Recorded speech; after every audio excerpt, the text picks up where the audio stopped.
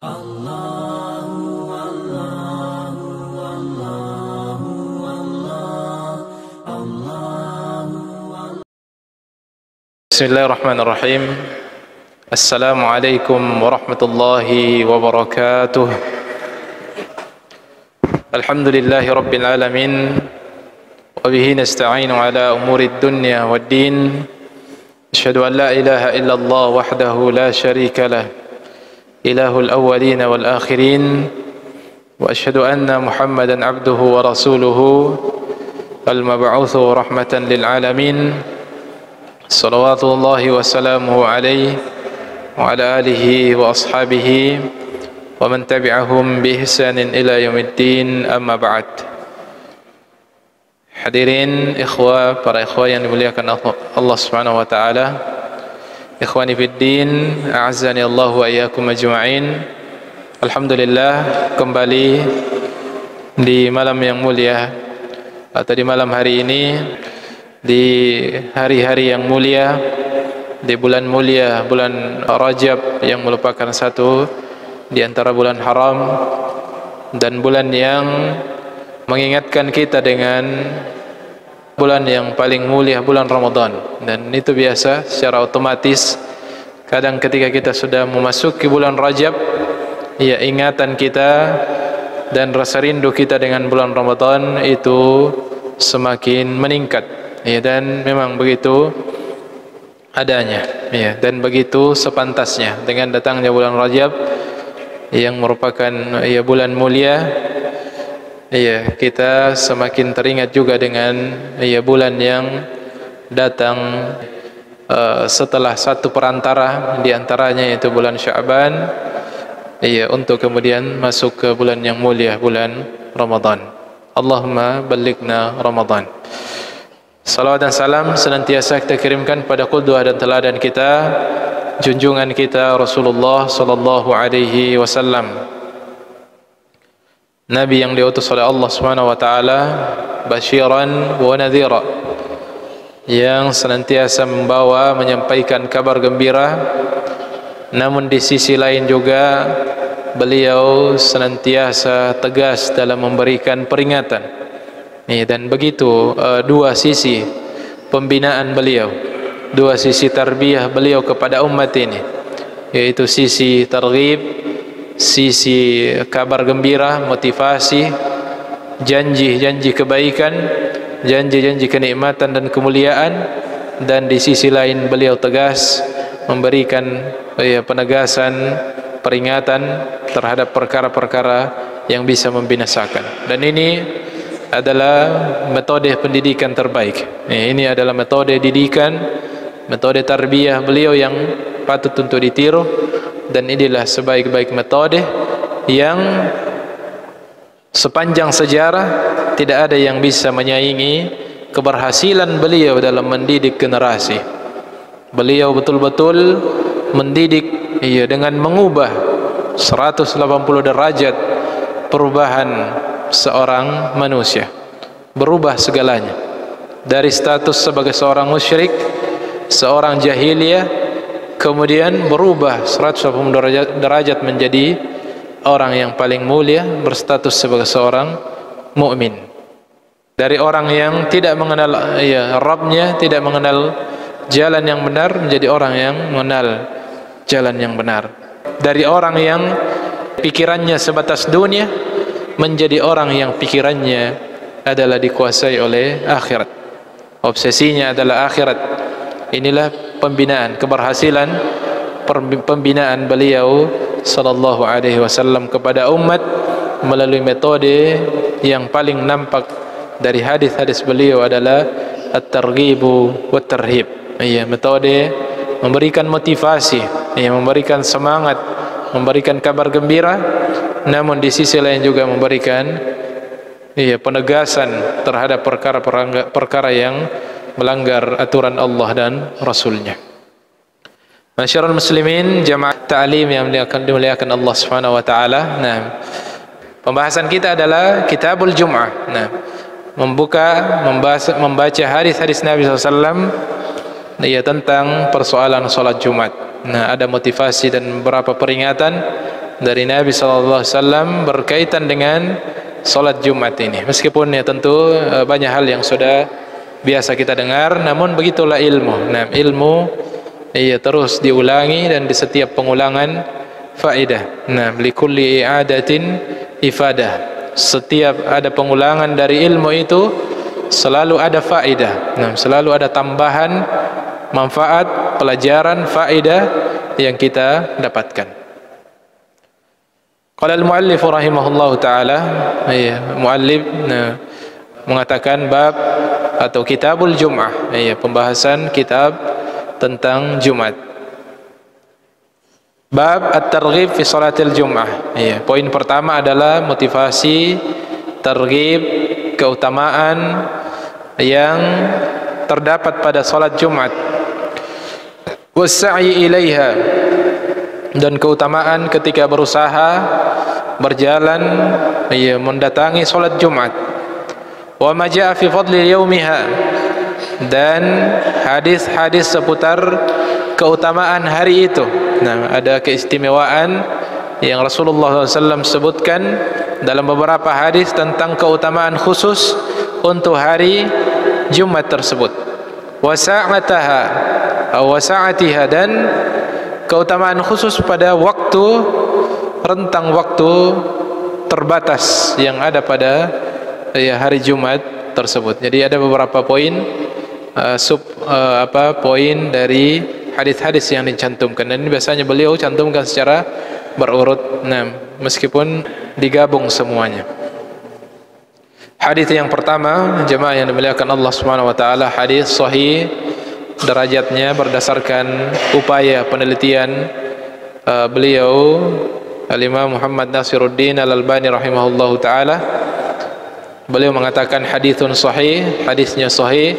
An Abi Hurairah radhiyallahu taala anhu, diriwayatkan dari sahabat mulia Abu Hurairah radhiyallahu taala anhu, qala Rasulullah sallallahu alaihi wasallam, Rasulullah sallallahu alaihi wasallam bersabda, man tawaddaa fa ahsana al-wudu', siapa yang berwudu dan memperbaiki wudunya. Thumma atal jum'ata, kemudian dia mendatangi salat Jumat, datang ke masjid untuk salat Jumat. Fastama'a wa ansata, lalu dia mendengarkan dan diam. Mendengarkan, menyimak dan diam. Ghufira lahu ma bainahu wa bainal jum'atil ukhra, maka diampuni dosanya antara satu Jumat atau Jumat itu dengan Jumat sebelumnya. Wa ziyadatu salasati ayyamin, dan ditambah lagi bonus ampunan 3 hari. Nah, bonus ampunan 3 hari. Wa man massal hasa faqad lagha, dan siapa yang bermain-main dengan pasir di saat dia sedang mendengarkan khutbah Jumat, faqad lagha, maka dia telah melakukan perbuatan lagu. Nah, perbuatan lagu nanti ada beberapa penjelasan dari para ulama kita tentang makna lagha atau al-lagu. Dari hadis ini keutamaan yang diraih adalah ampunan Allah Subhanahu wa taala, dan dalam banyak targhib Nabi SAW dalam banyak ibadah, atau hampir semua bentuk ibadah terdapat jaminan dan motivasi Nabi SAW berupa ampunan. Dan memang itu secara umum ibadah-ibadah kita di antara fungsinya adalah menggugurkan dosa-dosa. Menggugurkan dosa-dosa kita. Kata beliau, man tawaddaa fa ahsanal wudu', dengan syarat. Ada beberapa syarat untuk mendapatkan keutamaan dalam hadis ini berupa pengampunan melalui salat Jumat. Pertama adalah wudu'.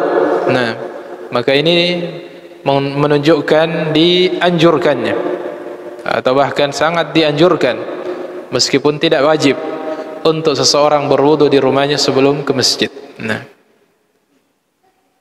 kemudian wudunya tidak sembarang wudu. Nah, harus wudu yang benar. Nah, karena tentu wudu yang salah, wudu yang tidak memenuhi syarat itu tidak berfungsi, tidak berguna, bahkan bisa menyebabkan tidak diterima salat Jumatnya.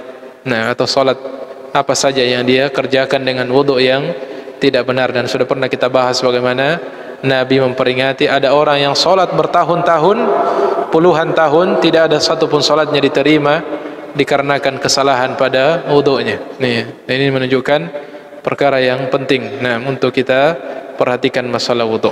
Maka ketika hendak mendatangi salat Jumat, dan ini bagian dari kesempurnaan mendapatkan pahala salat Jumat dan keutamaannya adalah berwudu memang dari rumah. Berwudu dari rumah. Tempat wudu di masjid ada, tetapi itu sebagai antisipasi saja kalau terjadi sesuatu dalam perjalanan, batal wudu kita, maka itulah fungsi tempat wudu yang ada di masjid. Jangan bilang di masjid ada di tempat wudu. Maka lebih afdalnya berwudu dari rumah dengan memperbaiki wudu kita dengan sebaik-baiknya, menyempurnakannya. Tsumma atal jum'ah, kemudian mendatangi salat Jumat. Datang ke masjid untuk salat Jumat. Fastama'a wa ansata. Tentu syarat itu, syarat mutlak, tentu harus datang ke masjid untuk salat Jumat atau datang pada tempat yang ditempati untuk salat Jumat. Kalau cuma berwudu dengan wudu yang baik tapi tidak ke masjid, tentu tidak mendapatkan keutamaan. Dan intinya adalah salat Jumat. Syarat berikutnya adalah istama'a, menyimak khutbah. Dalam bahasa Arab ada kata sami'a, ada istama'a. Sami'a itu kadang mendengarkan tapi tidak menyimak dengan baik. Saya dengarkan tadi ada yang bicara, itu sami'ah, dia dengar tapi tidak diupayakan, tidak disimak dengan baik. Tapi kata yang digunakan Nabi SAW adalah istama'a. Istama'a itu fokus, mendengarkan, fokus mendengarkan khutbah dengan sebaik-baiknya. Wa ansatah, kemudian diam. Dan otomatis. Kalau mendengarkan dengan fokus, otomatis dia diam. Tetapi diam belum tentu menyimak. Kadang diam tapi lain nak kerja. Ini tidak. Maka dua itu harus ada sebagai syarat kesempurnaan pahala salat Jumat kita. Dan ini banyak dari adab-adab salat Jumat hari ini yang dilanggar. Bahkan ada yang sampai pelanggaran yang mungkin membuat salat Jumatnya tidak bernilai. Pelanggaran seperti ini, khatib sudah berkhutbah, dia masih sibuk dengan HP-nya. Nanti ada ditegaskan di bawah. Ini bentuk perbuatan yang bisa menyia-nyiakan salat Jumat kita atau menghilangkan pahala salat Jumat kita. Ghufira lahu ma bainahu wa baina al-jum'atil ukhra. Maka diampuni dosanya antara satu Jumat dengan Jumat berikutnya. Ini tidak disebutkan Jumat sebelumnya atau Jumat setelahnya. Kita yakini saja, mudah-mudahan dua-duanya. Satu Jumat sebelumnya, satu Jumat setelahnya, atau mungkin ada hadis yang menyebutkan setelah secara detail. Wa ziyadat salasati ayyam, dan ditambah lagi bonus ampunan 3 hari. Itu nanti disebutkan dalam hadis lain, dikarenakan wal hasanatu bi asyri amsalha, karena disebutkan bahwasanya setiap kebaikan itu diberikan balasan 10 kali lipat. Maka ditambah lagi dari 7 hari pengampunan, ditambah 3 hari menjadi 10 hari. Wa man massal hasa faqad lagha. Dan kata Nabi SAW tentang hari Jumat, khususnya ketika khutbah telah dibacakan, khatib sudah berada di mimbar, kata Nabi SAW, wa man massal hasa faqad lagha. Siapa yang menyentuh, memainkan pasir, bermain-main dengan pasir, main-main pasir, bahkan di zaman massah, dia memegang-megang pasir, faqad lagha, maka dia sudah melakukan perbuatan lagu pada saat khutbah sedang dibacakan. Jadi momen khutbah itu sakral sebenarnya dalam agama kita. Sakral, harus disimak dengan sebaik-baiknya. Jadi di masjid Nabi SAW masih berlantaikan pasir, maka tentu ada peluang untuk main-main pasir, maka Nabi mengingatkan itu. Dan tentu ini karena sesuatu dikiaskan dengan segala sesuatu yang bisa mengganggu konsentrasi kita, menyibukkan kita dari mendengarkan khutbah dan menyimaknya. Jadi kalau khutbah sambil menjawab pesan, chat, ya tentu lebih parah daripada sekadar memegang dan memain-mainkan pasir. Tafsiran para ulama kita tentang makna lagha, siapa yang memain-mainkan pasir pada saat khutbah disampaikan pada hari Jumat, maka dia telah melakukan atau terjatuh pada perbuatan faqad lagha, al-laghu. Qil, kata penulis Muhammad Nasiruddin Al-Albani rahimahullah ta'ala, dikatakan ma'nahu khaba minal ajr. Di antara ulama kita menafsirkan faqad lagha artinya khaba minal ajr, merugi, hilang pahala Jumatnya. Tetap tertunaikan kewajibannya, gugur kewajibannya, namun kosong pahalanya.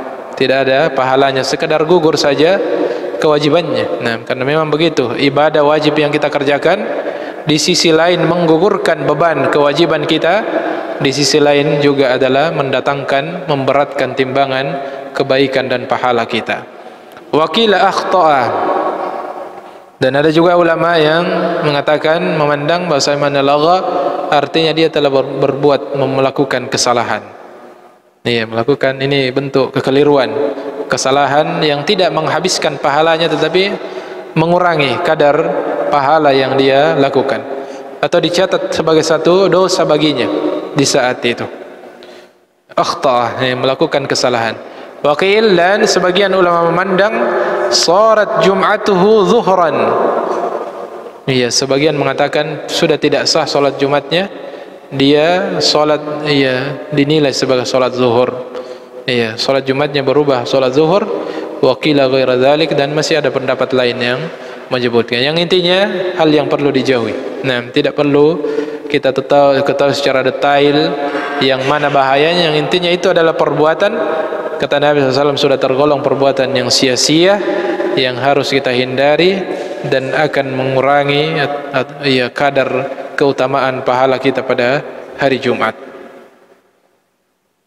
Kemudian hadis berikutnya, hadis sahih, hadis yang masyhur dari Abu Hurairah juga, Rasulullah SAW bersabda, as-salawatul khams, salat 5 waktu, wal jum'atu ilal jum'ah, satu Jumat dengan Jumat yang lainnya berikutnya, wa ramadhanu ila ramadhan, dan Ramadan yang satu dengan Ramadan berikutnya, mukaffiratun lima bainahunna, itu sebagai pelebur, penghapus dosa di antara keduanya. Idza ijtunibatil kaba'ir, selama dosa besar dijauhi. Inilah hadis yang menjadi pengikat, menjadi pengkhusus dari keumuman hadis-hadis yang ada. Dan hadis, ketika ada hadis-hadis umum, kemudian ada hadis khusus, maka hadis umum itu digiring ke makna khusus sebagai penegasannya dan penjelasannya. Hadis-hadis umum, banyak hadis tentang keutamaan ibadah, disebutkan menghapuskan dosa. Maka kata ulama kita, berdasarkan hadis yang semakna dengan hadis yang kita bacakan ini, yang kedua dari bab ini, bahwasanya dipersyaratkan idza ijtunibatil kaba'ir, dipersyaratkan untuk didahului selama dosa-dosa besar dijauhi. Artinya salat 5 waktu dengan salat 5 waktu berikutnya menghapus dosa di antaranya. Jumat yang kita kerjakan dengan Jumat sebelumnya menghapus dosa yang ada di antaranya. Ramadan yang satu dengan Ramadan sebelumnya menghapus dosa yang ada di antaranya. Idza, dipersyaratkan oleh Nabi SAW, jika ujtunibatil kaba'ir, dosa besar dijauhi, dosa besar dibersihkan, dijauhi. Maka kata para ulama kita, hadis-hadis yang menyebutkan secara umum itu adalah yang dimaksud adalah dosa-dosa kecil. Jadi dosa-dosa kecil itu otomatis akan terhapus dengan ibadah-ibadah yang kita kerjakan, salat-salat yang kita kerjakan dan seterusnya. Dosa-dosa kecil kita terhapus dengan ibadah-ibadah tersebut. Adapun dosa-dosa besar, fala budda minat taubah, maka harus ditaubatkan secara khusus. Setiap jenis-jenis dosa besar harus kita taubatkan secara khusus dengan syarat-syarat taubat yang ada. Harus ditinggalkan tentunya, berhenti dari dosa tersebut, kemudian perasaan menyesal terhadap dosa tersebut, dan kemudian azam, bertekad untuk tidak akan lagi kembali kepada dosa tersebut, barulah terpenuhi syarat taubatnya. Jika berkaitan dengan manusia, maka ditambahkan dengan mengembalikan hak-hak manusia yang telah kita ambil, barulah kemudian lengkap taubat kita kepada Allah Subhanahu wa taala dari dosa-dosa besar. Itu rinciannya tentang diampuni dosa-dosa dengan amalan-amalan, termasuk Jumat. Termasuk Jumat, dosa-dosa yang terjadi di antara keduanya, dosa-dosa kecil diampuni dan dosa-dosa besar harus ditobatkan secara khusus kepada Allah Subhanahu wa taala. Tadi disebutkan wa ziyadati salasati ayamin pada hadis yang pertama, dan ditambahkan 3 hari lagi bonus. Wa dzalika bi anna Allah, ini dijelaskan pada hadis ketiga di bab ini. Wa dzalika bi anna Allah azza wa jalla qala, kenapa ada tambahan lagi 3 hari? Sudah sepekan 7 hari ditambah 3 hari lagi, kata Nabi SAW, karena Allah Subhanahu wa taala berfirman, man jaa bil hasanah falahu asyru amsalha, siapa yang melakukan satu kebaikan maka ditambah oleh Allah, dibalas oleh Allah Subhanahu wa taala 10 kali lipat. Maka satu kebaikan kita di hari Jumat itu diberikan kebaikannya 10 hari setelahnya, atau 10 hari sebelumnya. Kemudian hadis berikutnya sahih an Abi Sa'id, dari Abu Sa'id Al-Khudri radhiyallahu taala anhu, bahwasanya beliau mendengarkan Nabi sallallahu alaihi wasallam bersabda, khamsun man amilahunna fi yaumin, ada 5 perkara siapa yang mengerjakannya dalam satu hari, katabahullahu min ahlil jannah, maka Allah akan mencatat dia sebagai salah satu dari calon penduduk surga. Man ada maridan, yang pertama siapa yang menjenguk orang sakit, tentu sudah kita pahami keutamaannya. Wa syahida janazah, dan menyaksikan atau mensolati jenazah, dan tentu mengantarkannya. Wa shama yauman, atau berpuasa, satu hari puasa, itu adalah diantara pintu atau sebab-sebab masuk surga. Wa raha ilal jum'ah, dan mendatangi salat Jumat. Wa a'taqa raqabah, dan memerdekakan budak. Ini keutamaan disebutkan Nabi pada hadis ini adalah dicatat namanya sebagai calon penduduk surga. Dengan amalan itu menjadi sebab. Ini tentu bahasa Nabi banyak, metode Nabi menyampaikan targhib, dan ini diantara hal yang patut ditiru dari metode Nabi SAW memberikan tarbiyah dan pendidikan dengan makna yang sama yang diinginkan, namun dengan metode penyampaian yang berbeda-beda. Diharamkan baginya neraka, diwajibkan baginya surga, dicatat namanya sebagai calon penduduk surga, dan seterusnya, yang semua intinya adalah memotivasi umatnya agar beramal, agar mengamalkan amalan-amalan yang beliau telah sebutkan keutamaannya. Itu kan lain lagi nuansanya. Kalau Nabi mengatakan kutiba min ahlil jannah, telah dicatat namanya dalam daftar calon penduduk surga. Maka itu satu motivasi, nuansa motivasi yang berbeda lagi. Kalau beliau mengatakan wajabat lahul jannah, lebih memotivasi lagi ketika Nabi mengatakan wajabat lahul jannah, surga sudah wajib dia dapatkan. Ini keistimewaan beliau dalam mentarbiyah umatnya. Jadi dalam hadis ini jaminan surga dari Nabi sallallahu alaihi wasallam. Baik, kemudian hadis berikutnya, hadis yang sahih derajatnya, dari Yazid ibn Abi Maryam, beliau mengatakan lahiqani Ubadah menjumpaiku, wa ana amshi ilal Jum'ah, dan saya sedang berjalan kaki mendatangi salat Jumat. Faqala abshir, maka Ubadah mengatakan bergembiralah. Nah, abshir, nah, selamat, bergembiralah, fa inna khutaka hadhihi fi sabilillah, karena sesungguhnya langkah-langkahmu ini adalah langkah fi sabilillah, langkah di jalan Allah. Dan ini keutamaan. Tidak ada langkah yang paling terbaik melebihi langkah fi sabilillah. Langkah kaki yang dilangkahkan karena di jalan Allah Subhanahu wa taala.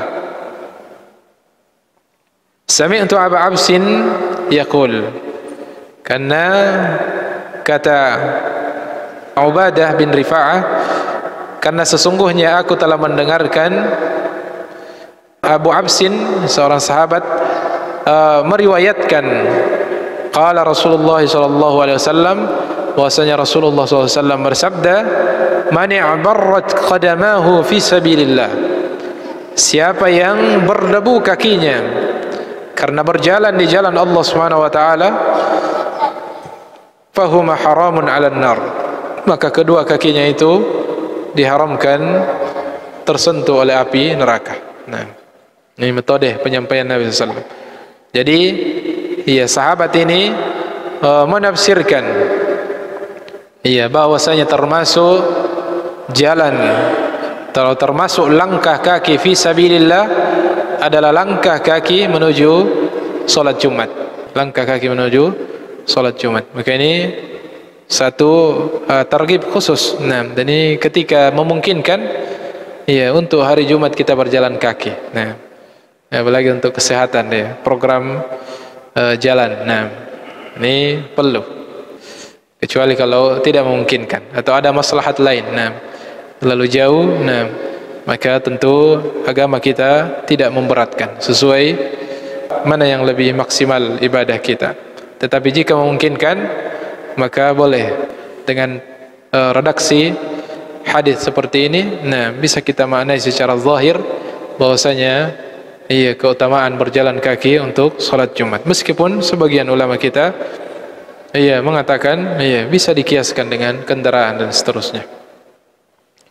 Baik, jadi itu keutamaan. Keutamaan ketika kita berangkat salat Jumat, maka itu adalah perjalanan yang mulia. Nah, langkah-langkah yang mulia, karena dia ada langkah kaki di jalan Allah Subhanahu wa taala, dan kita ihtisab.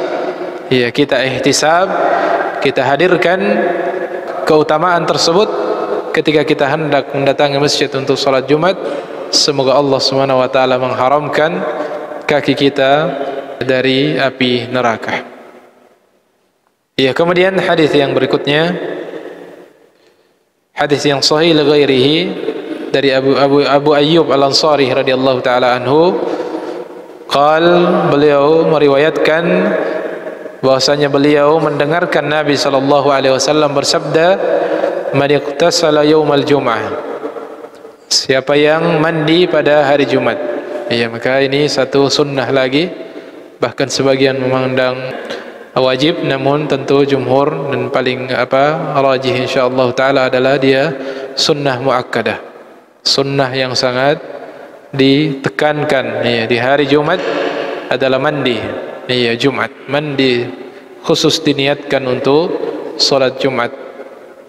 Maliktasala yaumal jum'ah, siapa yang mandi pada hari Jumat, wa massa min tibin, kemudian dia memakai wewangian, in kana indahu, jika dia punya.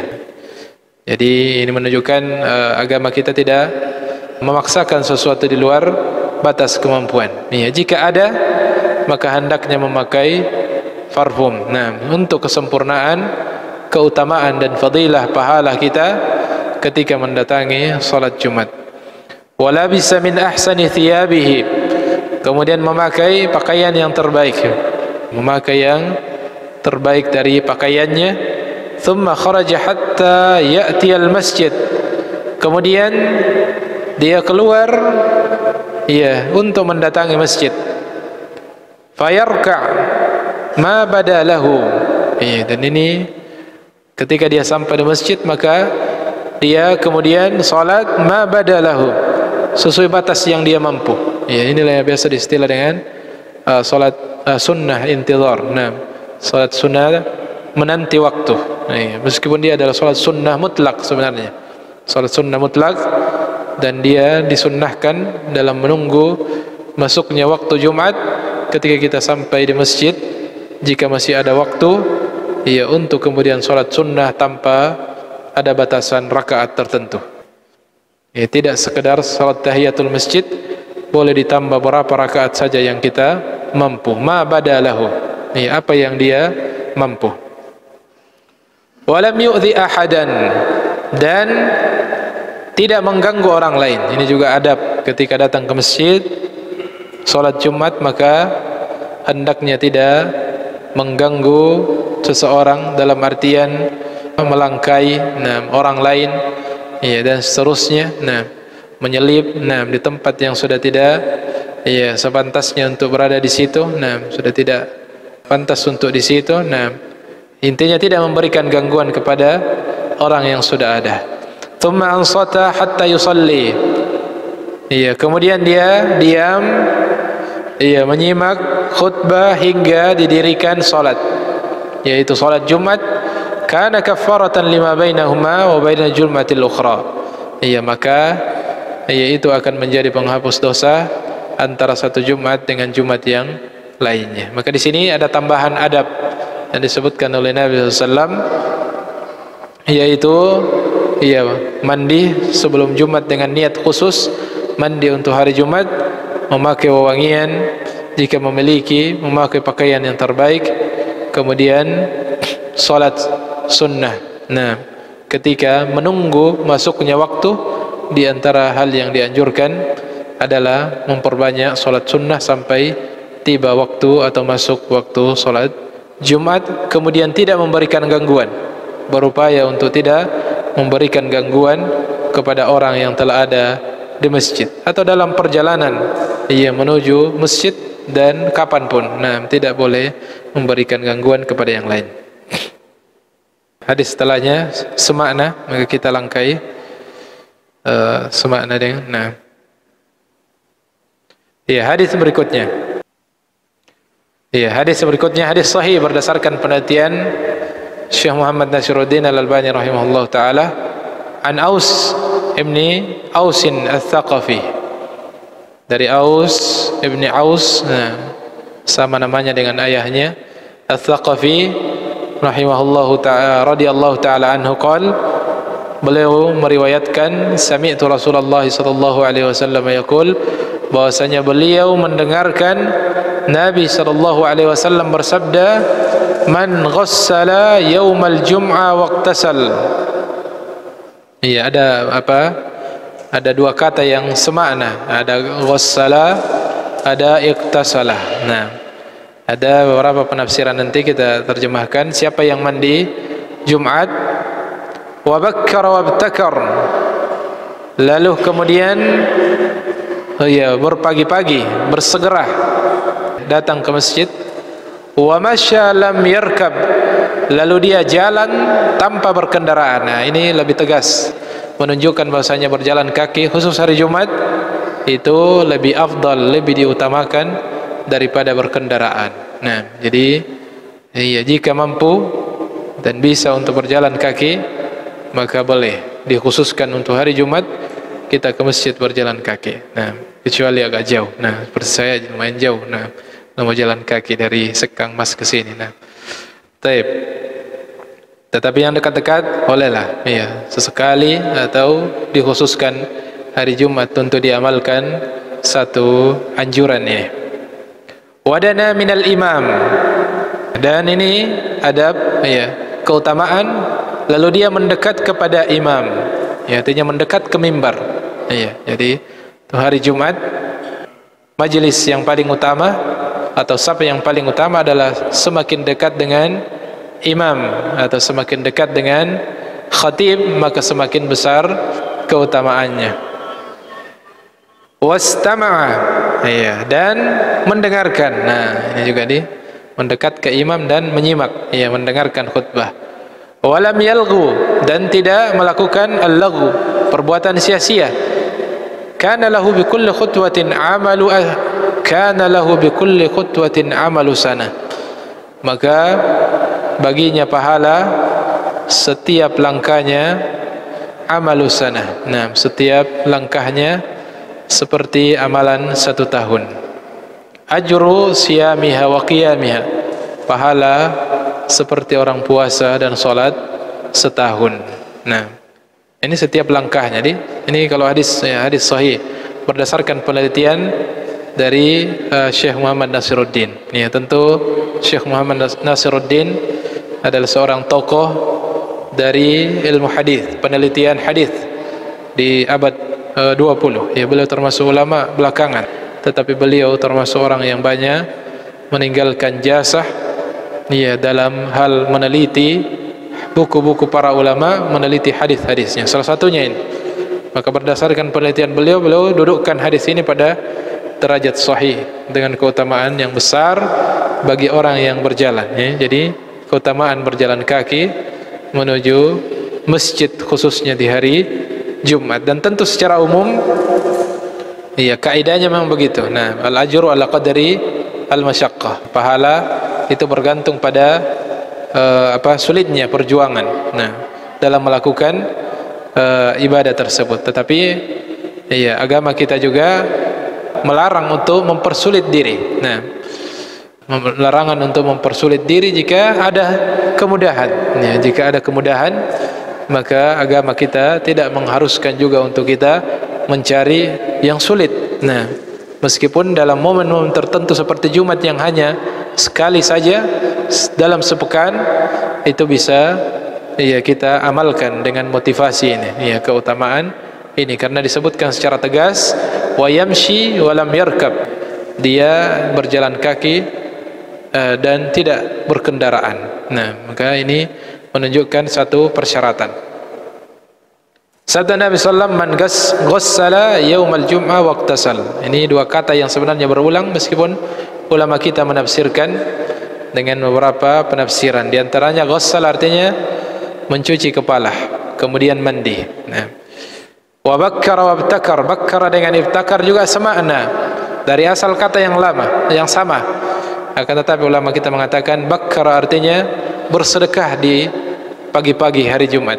Nah, kemudian ibtakar, kemudian bersegera lagi pergi salat Jumat. Ini sebagian menafsirkan seperti itu. Tetapi ada juga tafsiran lain, dan mungkin ini yang biasa dijadikan dalil oleh oleh para suami. Nah, kata ghassala dimaknai oleh sebagian, tetapi ini bukan pendapat yang kuat. Nah, dimaknai artinya menyelesaikan hajatnya dengan istrinya. Nah, di hari Jumat. Nah, sebelum ke masjid. Ya, tetapi ini pendapat tidak mu'tabar, ya, tidak kuat ini.